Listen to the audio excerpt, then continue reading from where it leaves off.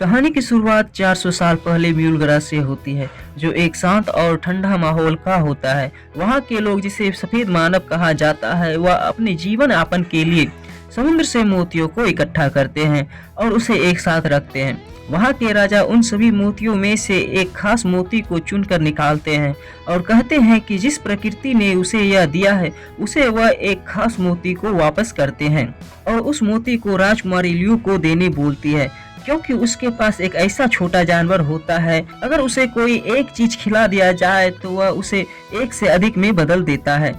दासी उस मोती को राजकुमारी को देती है। राजकुमारी उस मोती को जानवर को खिलाती है, जिसका नाम म्यूल कन्वर्टर होता है, और उसे अपने हाथों पर रखती है। देखते ही देखते उस जानवर के शरीर से एक से अधिक मोतियां निकलने लगती है और म्यूल ग्रह को ऊर्जा प्रदान करती है। तभी अचानक राजकुमारी की नजर आसमान में होने वाले विस्फोट पर पड़ती है, जिसे देखकर उसके चेहरे का रंग उड़ने लगता है और वहाँ के सभी लोग डर जाते हैं। हालांकि यह विस्फोट इंसानों के बीच होने वाले विश्व युद्ध के कारण हो रही थी, पर म्यूल ग्रह पर हड़कंप मच जाती है। तभी एक लड़ाकू विमान क्रैश होकर म्यूल ग्रह पर गिरता है और वहाँ के लोग उस विमान पर खतरे की जांच करने जाते हैं, पर राजकुमारी इधर अकेले अपने महल की ओर भागती है और सभी छोटे जानवर डरकर अपने बिल में घुस जाते हैं।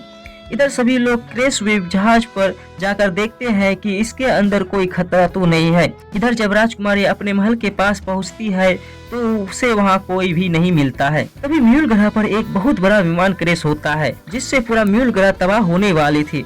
वहाँ के लोग अपनी जान बचाने के लिए क्रैश हुए विमान को ही बंद कर लेते हैं, पर गेट बंद करते समय गेट का हैंडल टूट जाता है। राजकुमारी लियू भागते हुए विमान की ओर आती है, पर विमान के गेट का हैंडल टूटने के कारण राजकुमारी को विमान के अंदर नहीं कर पाती है। लियू और उसके पिता को एक दूसरे से बिछड़ने का बहुत दुख होता है और लियू अपने पिता को अलविदा कहती है और खुद को समाप्त कर लेती है, जिसे देखकर उसकी माँ पूरा परिवार फूट फूट कर रोने लगता है। फिर हमें वेलेरियंस और उसकी गर्लफ्रेंड लॉरेंस को दिखाया जाता है, जो समुद्र के किनारे एक दूसरे के साथ मस्ती कर रहे होते हैं। लेकिन मजे की बात तो यह थी कि लॉरेंस उससे प्यार ही नहीं करती थी, बल्कि वेलेरियंस ही उसके पीछे पीछे दुम हिलाते फिरता था। दरअसल ये दोनों एक सिपाही होते हैं और सारी मिशन एक दूसरे के साथ ही सॉल्व करते हैं। लॉरेंस उसे हर वक्त भला बुरा बोलती है, पर उसे इसका कोई असर नहीं होता है और लॉरेंस को अपना पार्टनर मानता है। वेलेरियंस बहुत सारे लड़कियों से प्यार करता था जो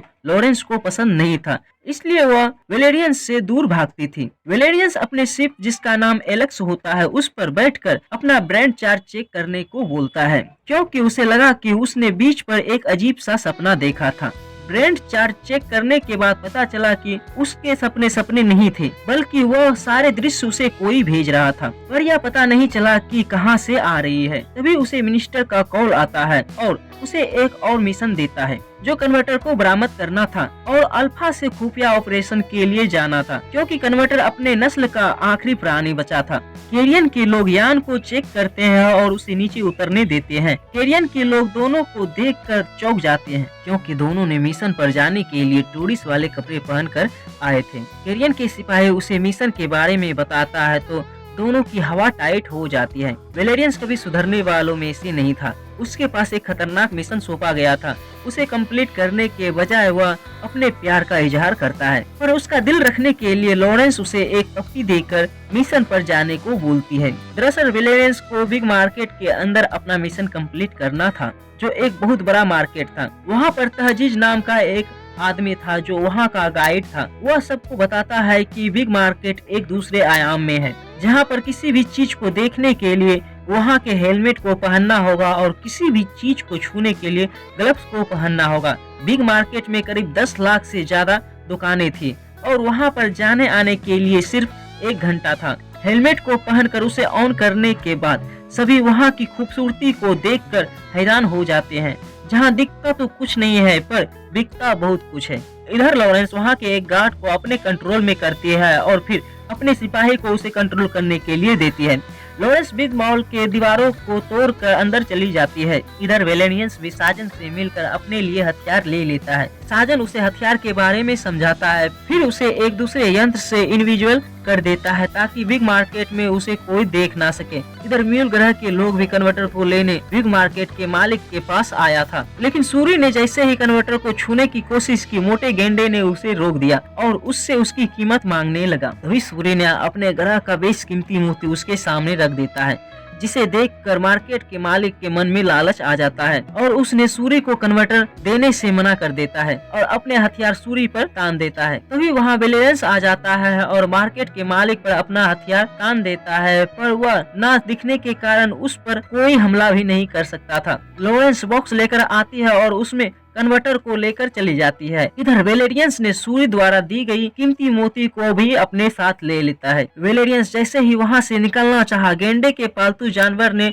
उसके हथियार पर हमला कर दिया। वेलेरियंस को बचाने के लिए साजन भी मैदान में उतर जाता है, पर वह उस खतरनाक जानवर का शिकार बन जाता है। वेलेरियंस के सामने बिग मार्केट का एक गार्ड सामने आ जाता है, जिसे देखकर वेलेरियंस भागने की कोशिश करता है, पर उसके हथियार दिखने के कारण गार्ड ने हथियार पर बहुत सारे गोलियां चिपका देता है, जिससे वेलेरियंस वहां से हिल भी नहीं पा रहा था। तभी वह अपने हथियार को ऊपर उठाता है और जमीन पर जोर से मारता है, जिससे वह एक गड्ढे में गिर जाता है और उस गार्ड से बच जाता है। पर एक शरारती जानवर के घर में जा गिरता है। एक जानवर का बच्चा अपने खिलौने से उसके चश्मे पर मारता है, पर वेलेरियंस भी उस गम को बच्चे के माथे पर चिपका देता है, जिससे बच्चा रोने लगता है। तभी उसकी माँ आ जाती है और वेलेरियंस पर टूट पड़ती है। वेलेरियंस किसी तरह अपनी जान बचाकर वहां से भागता है।